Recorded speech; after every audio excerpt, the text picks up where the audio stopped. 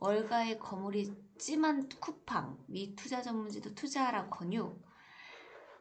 이렇게 미국에서도 계속 이슈가 되고 있어요. 그리고 두 번째 기사는 쿠팡의 뉴욕 증시 상장 축하하지만 축배는 될 수 없는 이유인데요.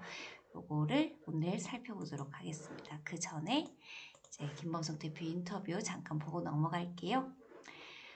이 까만 글씨로 되어 있는 거는 어제 얘기한 거여서 그냥 쑥 넘어갈게요. 성공적으로 입성한 감에 우리는 고객의 불편함을 해결하려고 때로는 무모한 도전에 나서기도 했다. 이 정말 뭔가를 읽어낸 무에서 유를 창조해낸 사람들은 어떤 생각을 갖고 있는지, 이 또 성공 대열에 올랐을 때는 어떤 또 목표를 가지고 있는지 한번 보면 우리에게도 좀 자극이 될 것 같아서 한번 봤으면 좋겠어요. 그래서 막대한 자금을 동원해서 물류망도 구축을 했고 남들이 회피하려는 걸 피하지 않고 정면으로 맞서는 DNA를 갖게 됐다. 뉴욕 증시 상장은 한국 유니콘의 잠재력을 보여준 기회였다고 생각한다. 유니콘은 기업 1조 원 가치 1조 원 이상의 비상장 스타트업을 말하는 거고요. 뉴욕 증권거래소를 선택한 이유는 전통이 깊고 커뮤니티도 엄청나고 글로벌 기업들이 많이 입성해져 있는데 그리고 어깨를 나란히 하면서 자본시장에 새 기록을 세우고 싶었고 한국 유니콘을 제대로 보여주고 싶다 얘기를 합니다. 해외 진출을 포함해 상장 이후 쿠팡의 미래를 다시 그려볼 계획이 있나? 계획이 무엇인가? 라는 거겠죠.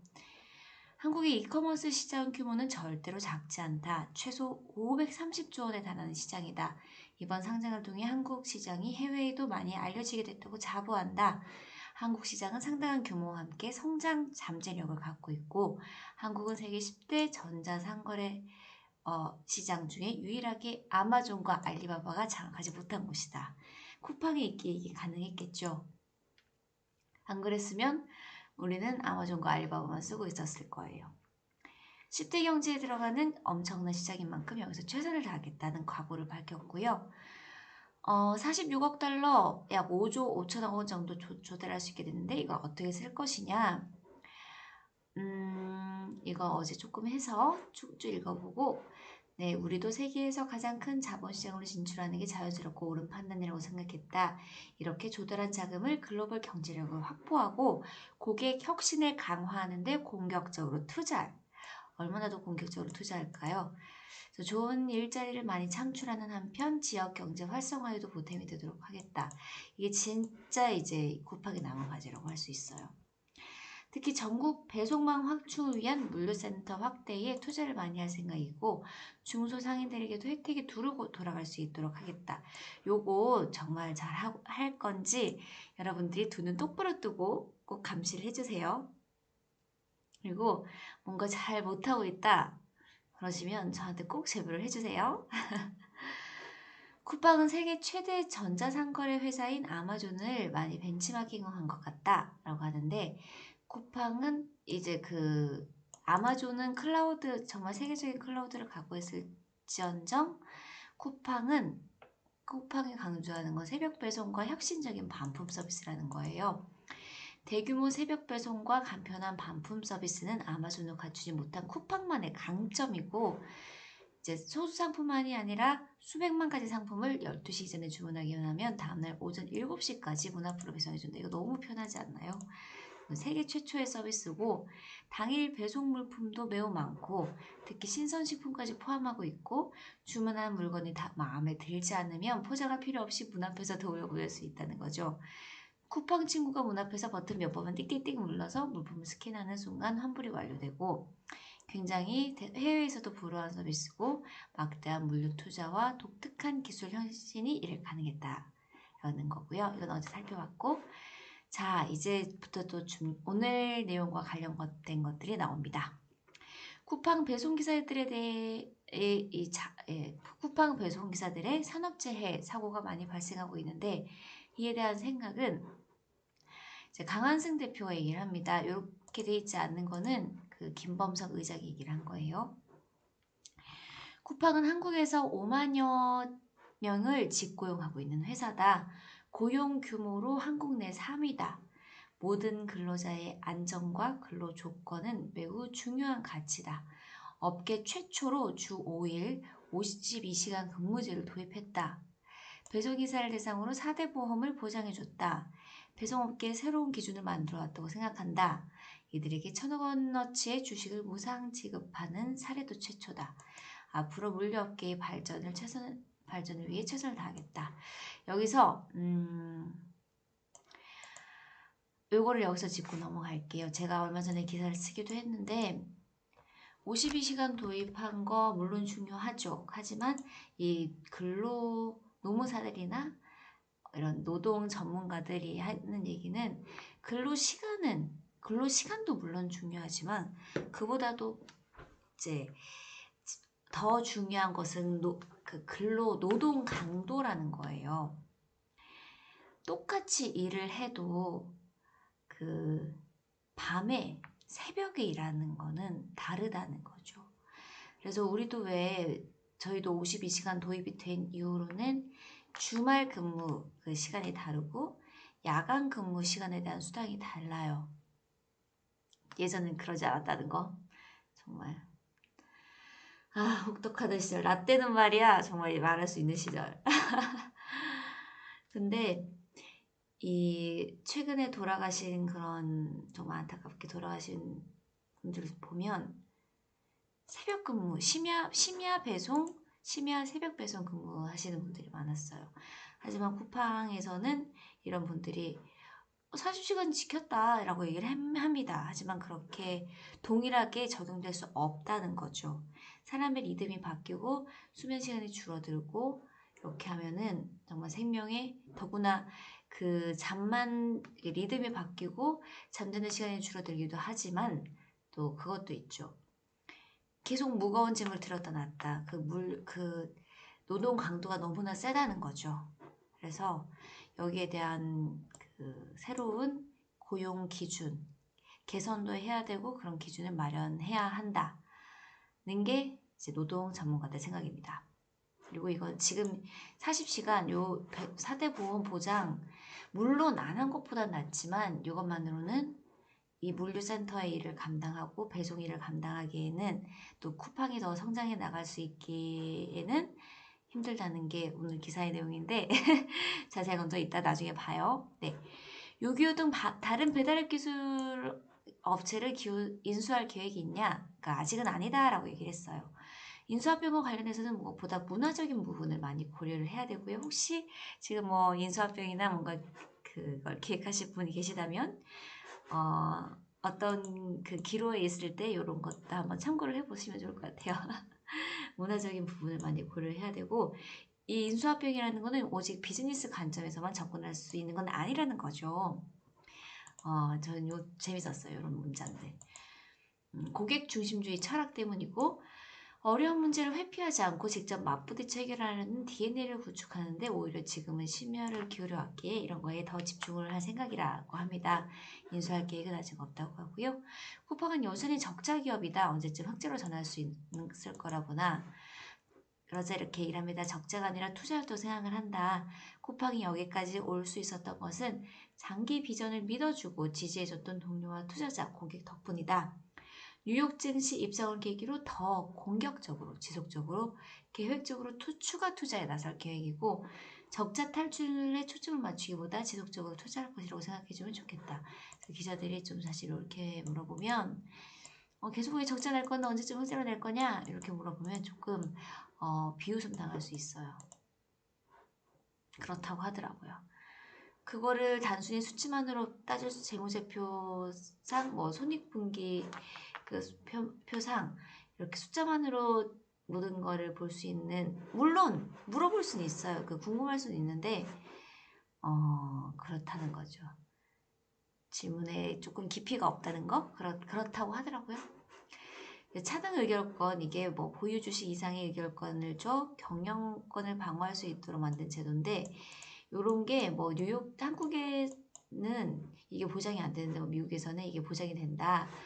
그래서 뉴욕으로 간 거 아니냐 이런 얘기도 나오는데 이제 결과적으로 이렇게 물어본 거는 뉴욕 증시로 왜 갔냐 있는 거예요. 그래서 여러 이유가 있었지만 가장 큰 건 자금 조달이었다.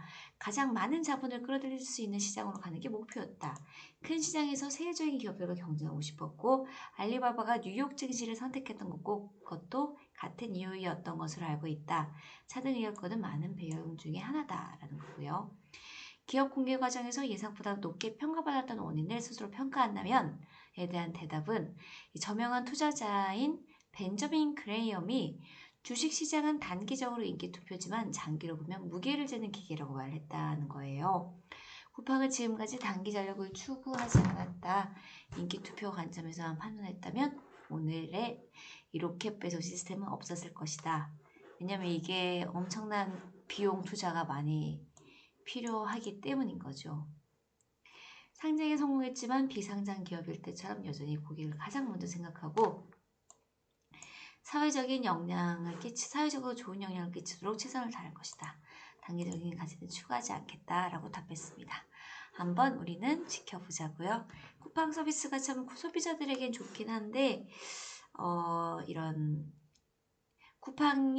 우리가 쿠팡의 서비스를 오래도록 누릴 수 있으려면 쿠팡에서 일하는 환경이 좋아야 합니다. 그래야만 회사가 오래 지속될 수 있다고 생각을 해요. 자, 그래서 오늘 기사로 가보면 먼저 마우스가 우선 미국에서도 지금 연일 시끄러운가 봐요. 이제 3월 13일 기사인데 그래 여기서도 아마존보다 더 좋은 쿠팡이라고 합니다. 이제 당신은 살살해 라면서 투자를 권유하고 있다고 하고요. 이 미국의 유명한 투자 전문지인 밸런스에서 이렇게 얘기를 한다고 하니까 여기서는 쿠팡의 성장 잠재력이 아마존보다 높고 또 공산당의 감독을 받아야 하는 알리바바보다 더 나은 환경을 가지고 있으니 투자하라는 식으로 이렇게 얘기를 한다고 합니다. 그래서 쿠팡 상장을 계기로 한국 기술기업의 뉴욕 증시 상장이 더 많아질 것으로 내다봤다고 하고요. 이제 그게 마켓 퀄리가 두 번째가 될 것이다 라고 시장에선 보고 있죠. 이 한국 상장 기업 중에서는 삼성전자에 이어서 2위에 해당하는 이 상장 첫날 주가가 시총 900달러에 달했다는 거죠. 그래서 한국의 아마존이라 불리는 쿠팡은 미국보다 더 좁고 조밀한 인구 환경을 가진 한국에서 빠른 성장을 거듭해왔다는 거고요. 30개 이상의 도시에 100개의 물류센터를 가지고 있고 자정 전에 주문한 물품을 다음날 새벽 7시 전에 배달한다는 모토로 국내 당일 배송의 바람을 불러일으키기도 했다는 거예요. 그래서 2020년 매출이 전년 대비 91% 급등한 120억 달러를 기록하는 등 쿠팡의 지속적인 성장세는 눈여겨볼 만한 하다. 이제 손정희의 소프트뱅크가 이제 30% 정도의 지분을 가지고 있는 투자인데 쿠팡의 주식을 팔지 않겠다라고 말한 점도 쿠팡의 장기 성장세를 조심스럽게 예측해 볼 만한 포인트라는 거죠. 그래서 쿠팡은 아직 흑자 전환을 하지 못하면서 주가가 저평가돼 있고 쿠팡의 수익은 미국 이베이와 비슷하지만 시총은 절반에 불과하다는 거고요. 일찌감치 쿠팡을 찜한 외국 거물도 늘어나고 있고 이날 CNBC 등 외신은 억만장자인 이 스탠리 드켄밀러와 퍼싱크 쉐어 캐피탈 회장 큰손 투자자들인가 봐요. 그래서 제2의 버핏으로 불리는 빌 에크먼 등 이런 사람들 이름이 나오면 한번 기사에 떠서도 좀 다시 한번 봐주시면 좋을 것 같아요. 그래서 월가의 큰손들도 쿠팡에 투자했다고 보도를 하고요. 보도에 따르면 쿠팡이 기업 공개를 하기 전부터 투자를 해왔고 에크먼 역시 쿠팡 초기 투자에 참여를 해왔다고 합니다. 그래서 이렇게 투자로 권유를 하는데 이런 와중에 이런 기사가 났습니다. 뉴욕 증시 상장 축하하지만 축비는 될 수 없는 이유 더 밀크 기사인데요. 네, 여기서부터 볼게요. 한국 커머스로만 쿠팡은 지금 100조 시장을 인정받았다는 거예요. 한국 시장이 좁아서라는 말은 더 이상 할 수 없고요. 이제 한국이 시장과 사람이 좁은 게 아니라 자본시장이 좁고 낡은 사고가 넓게 퍼져 있다는 것을 모두가 알 수 있게 돼 통쾌했다. 이제 이런 칼럼인 거예요. 이런 식으로 쓴 칼럼인데 어떻게 미국에서 사고하지도 않았는데 해외 이용자도 없는데 오직 한국인만 이용하는데 미국 뉴욕 증시 상장돼서 첫날 시총이 미국의 타겟, 그 큰 이마트 같은 그런 타겟 수준이 되냐? 시장이 크고 깊다, 인재들이 있고 소비 수준이 높다, 선진 시장이다라는 것 말고는 설명이 되지 않는다라고 얘기를 합니다. 그래서 미국 IBD 투자자들은 왜 쿠팡을 그동안 놓쳤을까, 왜 몰랐을까라고 생각을 하고 있다는데요. 그래서 한국 자본시장의 특성에 대해서 얘기를 합니다. 불투명하고 한국 자본시장은 불투명하고 독특하기 때문이라는데요. 코리아 디스카운트는 괜히 생긴 게 아니었다. 이제 그럴만했다. 자본이 제일 싫어하는 게 불확실성인데 규제제도 시스템 모두 투명하지 못했다. 그럼에도 시장 변화를 일찍 인지하고 일찍 발굴했고 투자했다면 오늘의 대박을 만들 수 있었다라고 이렇게 얘기를 합니다. 그래서 알토스 벤처스의 이 한킴 대표, 여기가 아마 그걸 거예요. 저희가 예전에 기사를 읽었었는데 쿠팡 초기 투자자 2011년인가 2013년인가 투자를 했던 그 투자자인데 한국은 좁지 않다면서 한국 스타트업에 집중 투자, 오늘의 성과를 만들어낼 수 있었다는 거고요. 평소 소프트뱅크 코리아를 통해 오랫동안 투자했고 한국을 이해하고 주목한 뱅크가 승리할 수 있었다고 얘기를 합니다. 그래서 이제는 글로벌 자본은 제2의 제3의 쿠팡을 발굴하기 위해 한국의 스타트업을 찾아 나설 것이라고 해요.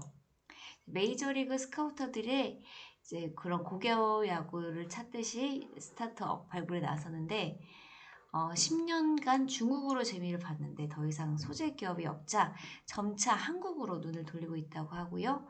첫 타자가 쿠팡이고 두 번째 타자는 이제 마켓컬리가 될 것이라고 합니다. 마켓컬리가 상장이 되면 또 재밌는 일이 벌어질 것 같아요. 네. 이제는 한국을 잘 안다는 것이 투자자들 사이에서 가점이 된다는 거죠. 한국 축구, 골프, 엔터테인먼트의 박찬호, 또 박지성, 박세리 씨가 있었기에 류현진, 손흥민, 박은비, BTS가 존재할 수 있었다는 거고요. 모든 것은 모멘텀, 타이밍이다. 이제 한국의 자본시장과 스타트업에 쿠팡 모멘텀이 생겼으며 또 앞으로 계속 생길 것이다 라는 거고요. 이제부터 좀 중요한 얘기가 나옵니다. 오늘 제가 정말 하고 싶었던 말. 쿠팡 모멘텀, 이제 쿠팡의 그런 타이밍, 진짜 상장에는 성공을 했지만 이 상장에서 그치지 않고 더 꾸준히 가야겠죠. 기업이 성장을 하려면 투자금 유치를 했으면 여기를 다시 또 그런 실탄을 유치를 했으면 실탄을 투자를 해서 더 성장을 해야 될 텐데 그럼 단순히 물센터를 짓는다고 이게 더 성장이 될 것이냐? 거기에 대해서는 아니라고 얘기를 합니다. 이 쿠팡 모멘텀은 ESG가 될 것이다. 우리가 ESG 많이 했었죠? Environment, Social Governance. 사회적 책임을 다해야 된다는 거예요. 한마디로. 쿠팡맨의 노동 조건 등은 미국에서도 잘 알려져 있다고 해요. 그래서 앞으로 쿠팡 주가에 영향을 주는 것은 단순히 시장 점유율이 아니라 거버넌스와 사회적 책임이 될 것이다 라는 거고요. 그래서 축하받아야 하지만 축배는 들 수 없다 라고 얘기를 하면서 공매도 세력들이 이제 지금 눈에 불을 켜고 매도 리포트를 낼 군의를 하면서 쿠팡의 약점을 파고들 것이며 월가의 소송쟁이들은 쿠팡이 소송할 준비를 언제든지 하고 있기 때문에 복잡하고 까다로운 미국 증권법에 취약한 외국 기업들이 미국 로펌의 밥이 되고 있다는 점을 조심해야 한다. 그렇군요. 네, 로펌의 밥이 되고 있다. 이런 법 때문에. 그래서 미국은 뉴욕 증시나 나스닥이나 이런 상장은 그렇게 어렵진 않은데 유지하기가 힘든 곳이라고 합니다. 상장을 할 수 있지만 유지가 힘들다. 쿠팡은 한국의 아마존이라고 소개되는데 쿠팡은 한국의 그 아마존처럼 AWS가 그 아마존 웹 서비스예요. 그 엄청난 클라우드 시스템, 쉽게 말해서 이런 캐시카우가 없고 아마존은 요거를 이제 각 회사에 팔아요. 그래서 B2B 시스템인 건데 요걸 통해서 뭔가 수익을 계속 더 내고 있는 거죠. 큰 수익을 내는 거예요. 요걸로. 그래서 캐시카우가 없고 커머스 배달 미디어 등 경쟁이 치열하고 이윤이 낮고 고비용 구조의 사업을 하고 있다고 합니다. 그래서 하고 있습니다. 그래서 쿠팡의 롤모델인 아마존은 가치가 높지만 아마존 닷컴의 가치는 낮고 임금도 낮다는 것을 알아야 한다. 쿠팡이 뉴욕 증시에 상장한 만큼 주주들은 주가에만 관심을 둘 것이다.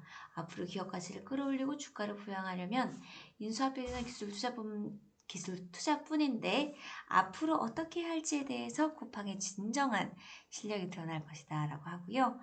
하지만 앞으로 나타날 문제를 극복하고 쿠팡이 글로벌 기업으로 자리매김했으면 하는 바람이 우리는 늘 크죠. 네, 그래야 마켓컬리도 성공적으로 입성을 하고 또 다른 한국 기업들에게 기회가 오지 않을까 싶습니다.